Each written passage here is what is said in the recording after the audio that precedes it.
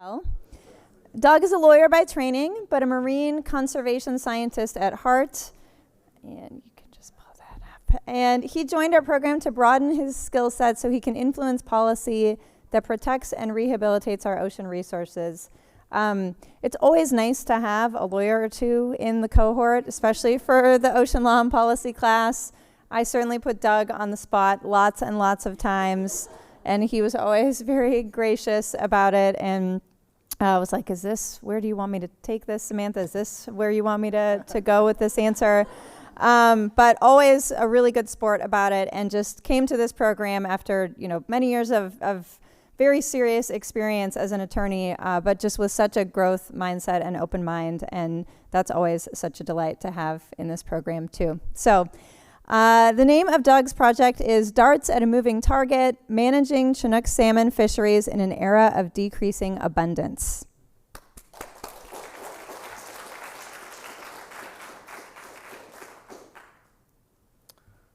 Okay, so we're going to shift from fish bait to sustainable fisheries. And to understand the importance of sustainable fisheries, I needed to better appreciate the value of salmon to the people who depend on them.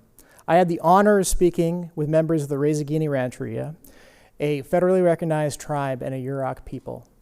And they shared with me their indigenous knowledge about the importance of Chinook salmon to their culture, to their spirituality, and to their diets. And one topic that we discussed was how salmon abundance has changed significantly since the 1980s. And so when I was growing up, I grew up on the Klamath River. And when we would fish when I was young, I would get tired of having salmon because it's like that's all we ate. So that was in the early 80s. There was a lot more people ate salmon every single day in the early 80s. Okay. How has it changed? It's like gold if you can get some. It's very limited. Yeah, it's very limited. I feel at this point our elders don't even get their basic allotment that they need, as much like all the people. But it was always a thing that when you fish, your first fish, you make sure your elders were taken care of, and they had enough salmon, but they abundance, don't. Yeah, it's significantly declined. In my lifetime, I would say it would probably in the 80s is when I noticed it, probably mid 80s, just a decline. So the Rezagini's tribe's reservation is composed of 435 acres located just north of the mouth of the Klamath River. The Klamath and Trinity Rivers and their tributaries make up the Klamath River Basin, which straddles the border of Oregon and California. Historically, this basin was the source of some of the most productive salmon fisheries on the West Coast. The Klamath River Falls Chinook is the largest run in the basin and the second largest in California. It's key to managing salmon fisheries due to having a relatively robust data set on catch and run size. The Klamath River Falls Chinook provides ecological value by transporting marine-derived nutrients from the ocean to the rivers over the course of their life cycle. They also contribute substantially to commercial troll fisheries that in 2019 generated $16.5 million in dockside revenue, as well as to recreational fisheries that are economically and culturally important to coastal communities. The Pacific Fishery Management Council is a government-appointed group responsible for managing the sustainability of salmon fisheries on the West Coast. And in 2018, during their review of salmon fisheries and their status, they observed that the target for 40,700 Klamath River Falls Chinook reaching their spawning grounds had been missed for the third straight year. This led them to declare that the Klamath River Falls Chinook was overfished, a status that's reserved for stocks whose abundance has reached a point where its ability to sustain the fishery is at risk. What caused the council additional concern, however, was that pre-season forecasts of ocean abundance of Klamath River Falls Chinook had been mostly inaccurate over the last decade. Now, pre-season forecasts of ocean abundance that are inaccurate challenge the sustainable management of salmon fisheries. And they do so because the length of commercial and recreational fisheries depend on a forecast that is called an escapement forecast, which is essentially the number of fish that is anticipated to reach their spawning grounds in a given year. And the escapement forecast is directly affected by these preseason forecasts of ocean abundance. So when and generally, if it's anticipated that there is going to be a escapement forecast of 40,700 Klamath River Fall Chinook to reach their spawning grounds in a given year, then which is called the Klamath River Fall Chinook escapement target, then fishing seasons of variable length are permitted. But if the ocean abundance forecast is too large, then this escapement forecast can also be too large, and fishing seasons can be too long, which can result in too few spawners reaching their spawning grounds for the fishery to be sustainable. So the council suspected that inaccurate forecasts of ocean abundance were contributing to these missed escapement targets. Between 2007 and 2021, the number of adult Klamath River Fall Chinook salmon in the ocean had been over-forecast in 12 of 15 years. And in 2019, the overforecast reached 177%, or 2.7 times the postseason estimate, which is based on catch and survey data. So forecasts of ocean abundance can have a direct impact on people who rely on their accuracy to plan for the upcoming fishing seasons. This is Keith Parker, a senior fisheries biologist and enrolled member. He's a senior fisheries biologist for and enrolled member of the Yurok tribe. And he explained to me that in 2019, the forecast of relative abundance in that year led the tribe to plan for a commercial fishery that had the potential to inject up to more than $2 million into the tribe's economy. But when the run size actually came in much lower, the tribe's hope for a strong year of subsistence fishing and a commercial fishery that would supplement their tribal income was dashed. And in addition, the costs that they had spent preparing for that fishing season were lost. So for my project, I investigated the following question. Are forecasts of Klamath River Fall Chinook ocean abundance being impacted by increasing rates of maturation? So maturation rates have to do with the timing in the life cycle of salmon that they become reproductively mature. Like most salmon, the Klamath River Fall Chinook are anadromous, which means that they're hatched in rivers, they migrate to the ocean where they spend 1 to 4 years growing. When they reach reproductive potential, they return to their rivers from which they were born to spawn and die. Now, the maturation rates are measured as a percentage of fish of a certain age in a given year that have reached maturity and have returned to the river to spawn. So if 3 of 10 fish return to the river in a given year, then that maturation rate is going to be 30%. And if those fish spent 2 years in the ocean before they returned to the river to spawn, then they would be called age 3 fish. The fish that stay in the ocean for yet another year to grow are going to be called age 4 fish. So using data collected from the California Department of Fish and Wildlife, I examined the maturation rates for ages 2, 3, and 4 fish. And I discovered that they had increased substantially for each age group between the years 1983 and 2021. So what this meant for age 4 fish was that by the years 2010 and 2021, the average maturation rate had increased to 94%, as composed as 78% average in the 1980s. For the age 3 fish, their maturation rates had increased to 53% as compared to 28% from the 1980s. For the age 2 fish, they'd increased to 9% as composed to 4% in the 1980s. Now, what this really means is that these fish are maturing at earlier ages in their life cycle. And that can be very problematic. That means that fewer of them are waiting until they're older and larger before they're spawned. And generally, smaller spawners deposit fewer eggs. And they're less able to bury them deep enough to withstand river scouring. Their offspring also have lower survival rates. So this earlier maturation can have consequences for the stock's productivity and sustainability. But what my project really was interested in digging into was how it affects forecasting and accuracy.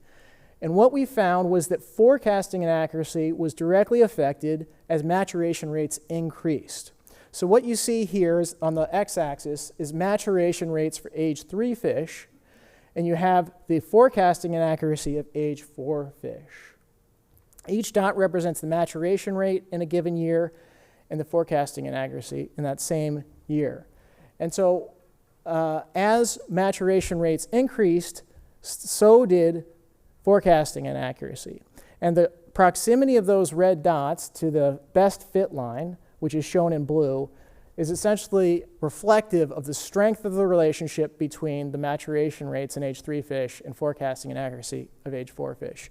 And what it shows is that relationship was very, very strong. That strong relationship derives from the model that the Council uses to forecast ocean abundance. The model involves predicting the current year's ocean abundance using historical maturation rates and the number of fish that matured in a prior year. So what this chart shows is maturation rates for age 3 fish between the years, for age 3 fish that hatched between the years 1979 and 2018. So for the forecasting model that they use for ocean abundance to be accurate, maturation rates really needed to fluctuate but be relatively stable over time. So as shown here by that flat line.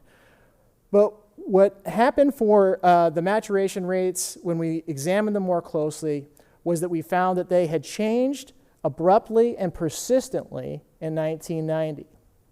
And so we identified this break point after which maturation rates had become more stable. But it was this change in maturation rates in 1990 that really was the cause of the increasing forecasting inaccuracy in age 4 fish from that point forward.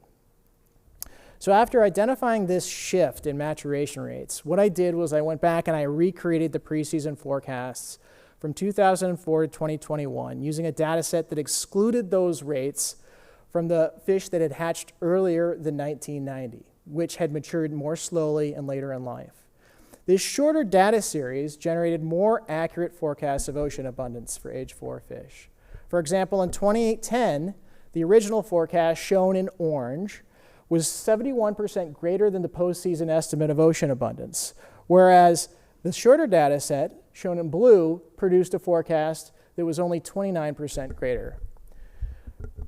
In 2005, the original forecast was about 28% greater than the postseason estimate, whereas the shorter data set generated a forecast that was actually 10% less than the postseason estimate, or a mild under forecast. The modified model, unfortunately, did not substantially correct the anomalous forecast that we saw in 2019, although it did reduce its magnitude. So to prevent those large over forecasts in years of unusually high maturation rates, and to consistently generate more accurate forecasts of ocean abundance, we're going to need to identify the causes of shifts in maturation timing. And research has shown that there's a number of potential causes, including the abundance of prey, the favorite prey of the juveniles as they reach the ocean, as well as killer whales who are preying on more larger and older Chinook salmon, and river conditions as the juveniles are migrating to sea, such as the temperature of the water and food availability. This project has identified a problem. A growing number of California fall Chinook salmon are maturing at younger ages, which in turn is causing forecasts of Klamath River fall Chinook ocean abundance to exceed postseason estimates. And as I've explained, this can have a direct impact on escapement, which is crucial to maintaining the sustainability of the stock. If we can improve forecasting accuracy, we can make more informed decisions regarding how to control ocean and river fisheries in a sustainable fashion. But to improve forecasting accuracy, fisheries managers are going to have several options. One, they can choose to modify the forecasting model that they're using. Shortening the historical data set on maturation rates, similar to the way that we did it in this project, could result in more accurate forecasts, at least in the near term. But a longer-term option would be to continue to seek a physical condition in the ocean or rivers that allows us to predict these shifts in maturation timing. And then we can adjust our forecasting going forward in a timely fashion. A third option would be to adjust our management approach, to embrace the uncertainty, to embrace that uncertainty may be inherent in forecasting ocean abundance. This could mean adopting a policy that requires managers to buffer against the risk of overforecasting. Whatever path is taken, it's important to remember the stakes. For people who have lived in the Klamath River Basin since time immemorial, they cannot be higher. Rehabilitating Chinook salmon is key to their survival.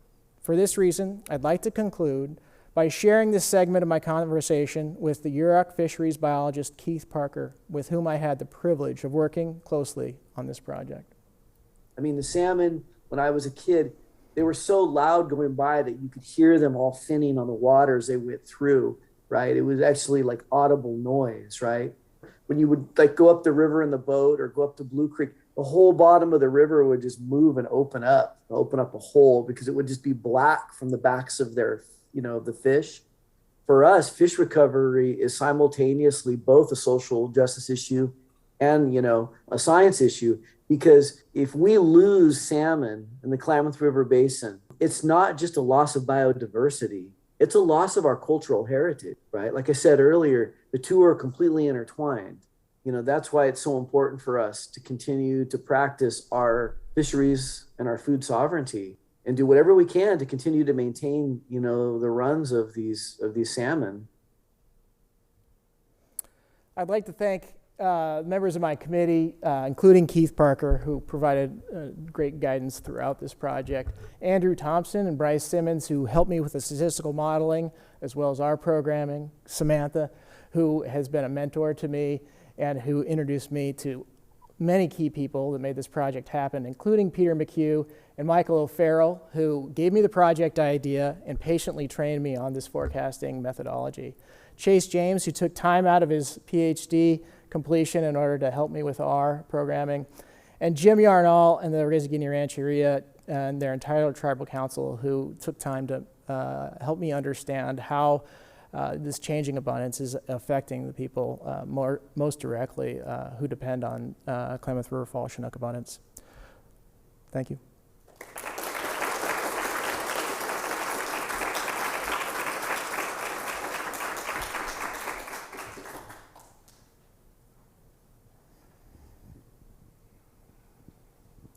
Thanks, Doug. Super interesting presentation. Question, how were you able to tell the age of the salmon that were returning to spawn? Well, thank you, Samantha. That is a very interesting question. We tell the age of these salmon by looking at their scales, actually.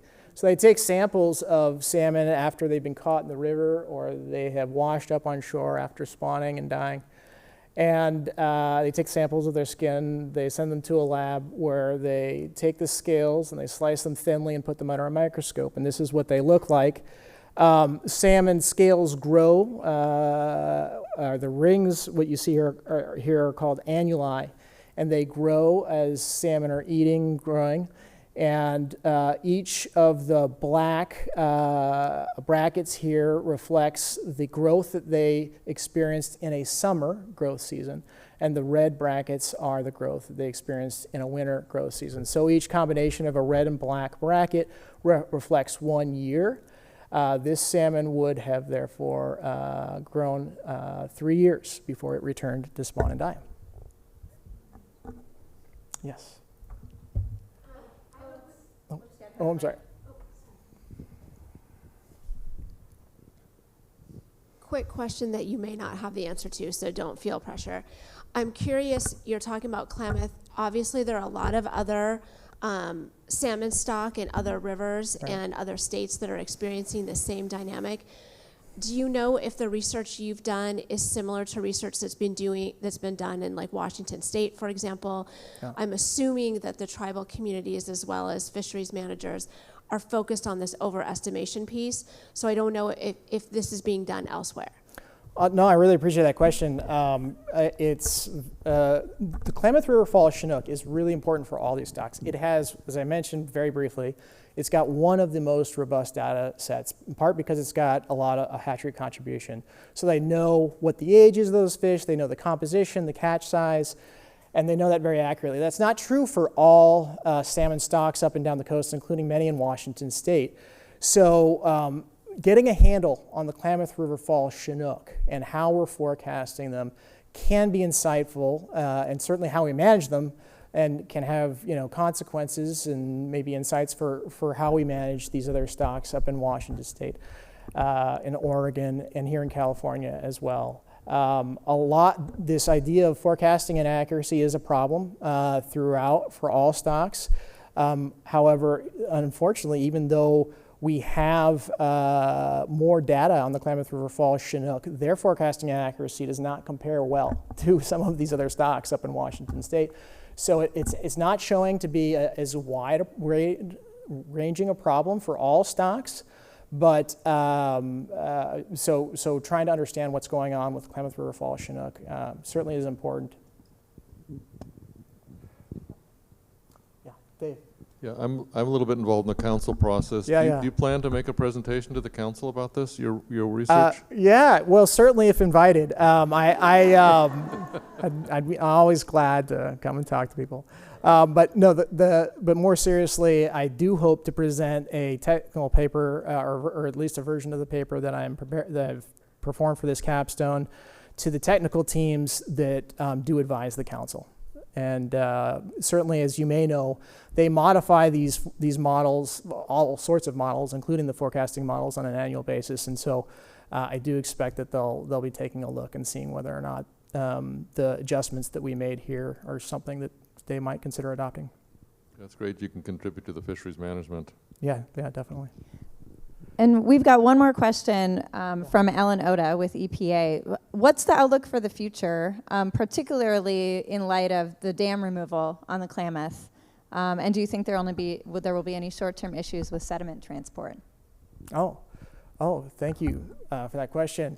Well, the outlook for dam removal is very optimistic, as I assume Ellen's well aware. What she's referring to is on the Klamath River Basin, there's going to be this enormous dam removal project that's hopefully going to come up in 2023, get started. 4 dams are going to be removed. It's $445 million project. 400 miles of habitat are going to be opened up. So there's a lot of things to be positive about what's going on the inland side of the Klamath River Falls Chinook's habitat. With regard to sediment issues, from people I've talked to, they're very optimistic that this is really going to improve water flow. It's going to help reduce disease and address temperature issues. And I have yet to hear major concerns about sedimentation.